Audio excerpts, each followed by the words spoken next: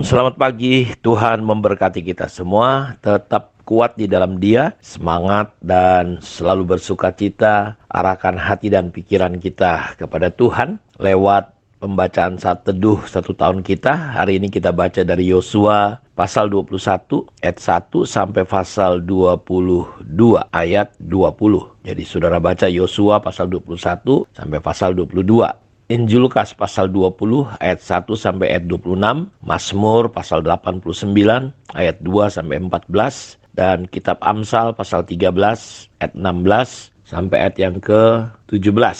Dan kita masih belajar tentang prinsip penginjilan dan pemuritan atau gereja yang menjadi gereja yang pembuat murid dan memuridkan. Hari ini kita belajar bagaimana kita bisa memulai penggenapan amanat agung, yaitu penginjilan dan pemuritan. Hati Yesus ada pada jiwa-jiwa. Hati Tuhan selalu tersentuh melihat orang-orang yang terlantar dan tidak tergembalakan. Dalam Matius 9 ayat 35 sampai 38 saya bacakan untuk kita. Demikianlah Yesus berkeliling ke semua kota dan desa, mengajar dalam rumah-rumah ibadat dan memberitakan Injil kerajaan surga, serta melenyapkan segala penyakit dan kelemahan. Melihat orang banyak itu, tergeraklah hati Yesus oleh belas kasihan kepada mereka, karena mereka lelah dan terlantar seperti domba yang tidak bergembala. Maka katanya kepada murid-muridnya, tuaian memang banyak, tetapi pekerja sedikit. Karena itu mintalah kepada Tuan yang empunya tuaian, supaya ia mengirimkan pekerja-pekerja untuk tuaian itu. Pertanyaannya, apakah kita sebagai gereja masih ada beban hati terhadap manusia, terhadap orang-orang di sekitar kita? Apakah saudara atau gereja masih menjangkau manusia atau orang-orang di sekitarnya? Dan orang seperti apa yang menjadi beban dan kerinduan Bapak Ibu? Ini penting juga. Saya percaya penginjilan itu dimulai dari hati Tuhan. Dan hati Tuhan adalah jiwa-jiwa. Kita perlu memulai dengan membuka hati kita, membuka mata, pikiran, rohani kita untuk melihat mereka yang terhilang, mereka yang terluka, mereka yang tidak terhubung dengan Tuhan, tidak terhubung dengan komunitas-komunitas rohani. Karena Tuhan adalah Tuhan yang memiliki hati belas kasihan kepada jiwa-jiwa. Ketika dia pergi dari satu kota ke kota, satu ke desa untuk memberitakan Injil. Ketika dia melenyapkan segala macam penyakit dan kelemahan, hatinya dipenuhi dengan belas kasihan. Jadi hati Tuhan itu ada belas kasihan. Kepada siapa? Kepada mereka yang terlantar, kepada mereka yang lelah, kepada mereka yang tidak tergembalakan. Dan dia berkata, tuaian banyak tapi pekerjanya sedikit. Karena itu amanat agung isinya adalah pemberitaan Injil, penjangkauan, dan pemuritan. Karenanya dia berkata, mintalah kepada yang empunya tuaian, supaya ia mengirimkan pekerja-pekerja. Saudara, tentu kalau ada 1 hektar sawah dikerjakan oleh 1 orang, itu terlalu berat, terlalu sulit. Entah kapan selesainya. Karena itu perlu menambah pekerja-pekerja, para pemurid. Makanya kita perlu menjadi gereja yang membuat murid dan memuridkan. Karena tuaian itu begitu besar sekali.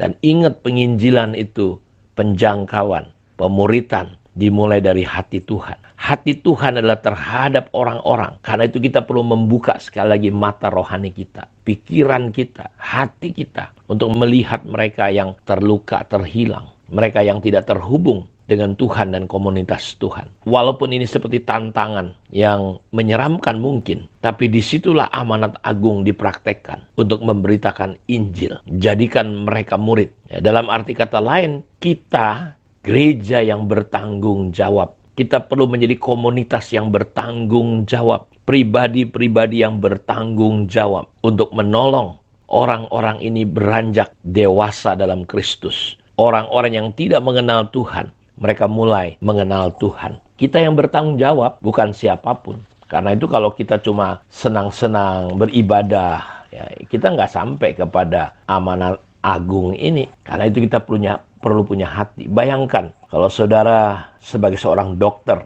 saudara bertanggung jawab terhadap rumah sakit yang besar. Dan saudara di dalamnya ada dokter-dokter praktek. Saudara diberi tanggung jawab Dan sementara di rumah sakit itu mungkin begitu banyak. Banyak apa? Banyak pasiennya. Saudara punya tanggung jawab menolongi dokter-dokter yang sedang magang bersama-sama dengan saudara di situ. Karena ini penting sekali, butuh proses. Karena nanti kalau gimana-gimana dengan dokter-dokter yang magang ini, saudara sebagai penanggung jawab dokter ini, wah ini sangat bisa bahaya, bisa banyak pasien yang mati, saudara-saudaraku, karena mereka tidak terjagai. Karena itu ketika kita mulai memperhatikan dokter atau mahasiswa-mahasiswa kedokteran ini, dan kita perlu menyalurkan pengetahuan kita kepada mereka, karena mereka membutuhkan itu. Kita perlu menunjukkan kesabaran, rasa empati, belas kasihan kepada para pasien itu karena kita latih dokter-dokter ini.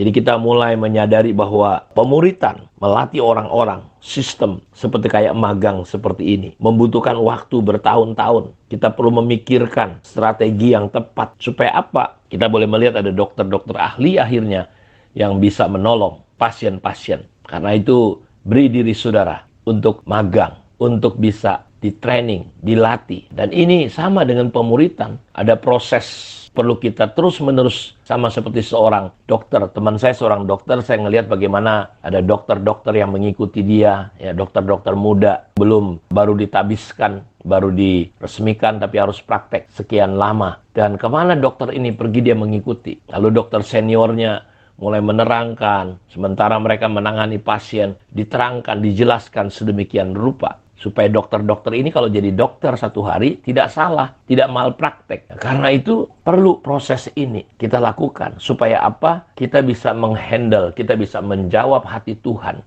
Karena begitu banyak jiwa-jiwa diumpamakan seperti tuaian yang menguning. Kalau tidak segera dituai, saudara, padi yang sudah menguning itu yang pertama bisa dimakan burung. Yang kedua bisa jadi busuk. Jiwa-jiwa membutuhkan Tuhan hari-hari ini. Saudara nggak usah takut walaupun terkadang dalam menjangkau orang-orang ini kita punya banyak tantangan, hambatan.